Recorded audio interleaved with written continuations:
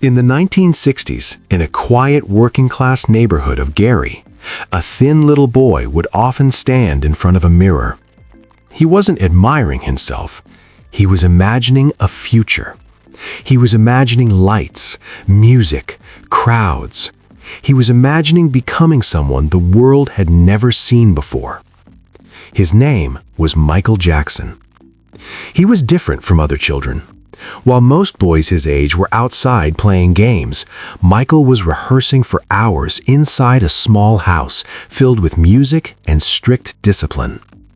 At just 5 years old, he was already performing with his brothers in a group called the Jackson 5. Crowds couldn't believe what they were seeing. Such a small child, such control, such emotion in a voice far bigger than his body.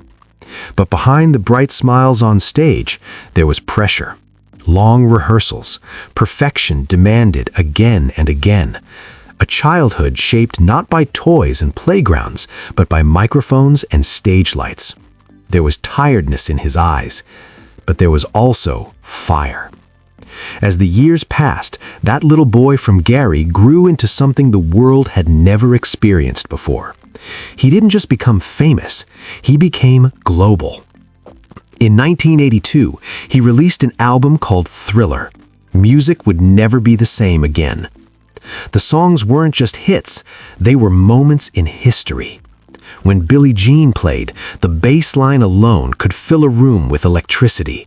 When Beat It exploded through speakers, it broke barriers between pop and rock.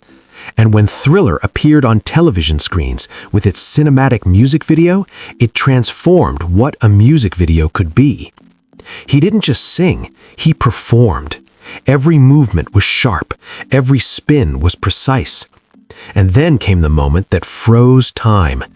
During a live television performance, he leaned back, slid one foot behind the other, and appeared to walk backward while moving forward.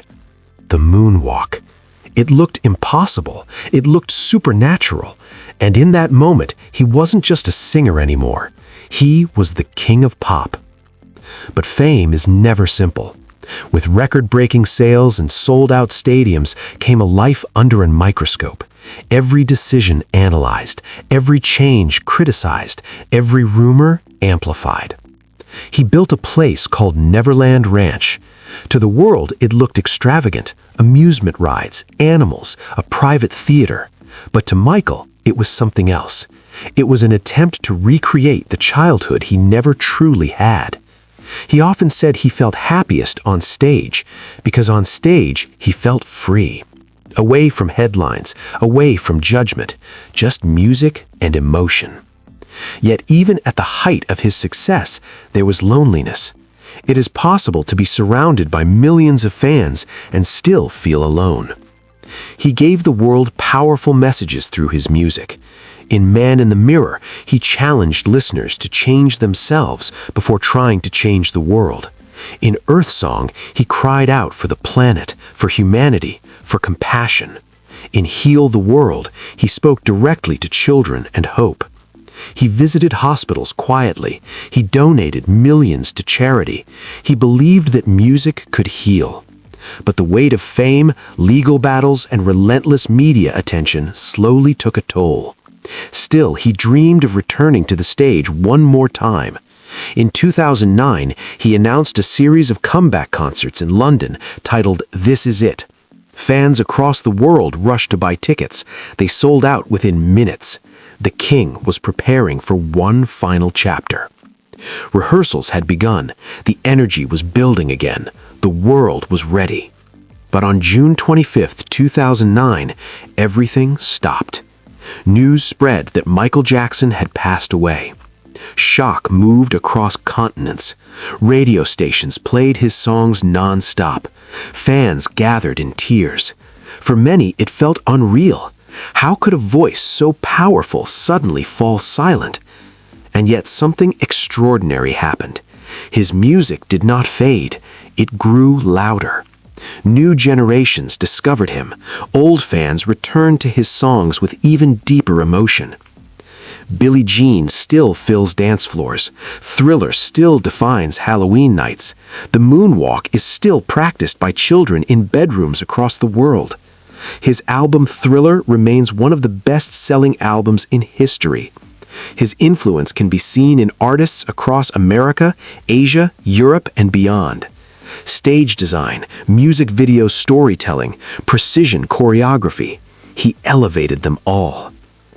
But beyond the awards and records, there was always that sensitive boy from Gary. A boy who loved cartoons, who believed in magic, who wanted to be understood, not just seen. Perhaps that is the real story, not just the rise of a superstar, but the journey of a dreamer. A child who sacrificed playtime for practice, a performer who gave everything to his audience, a man who carried both brilliance and vulnerability. His life reminds us that fame does not protect the heart, that success comes with pressure, that greatness often demands sacrifice, and yet it also proves something beautiful. Dreams can begin anywhere, in a small house, on a quiet street, in front of a simple mirror. And sometimes those dreams become larger than life.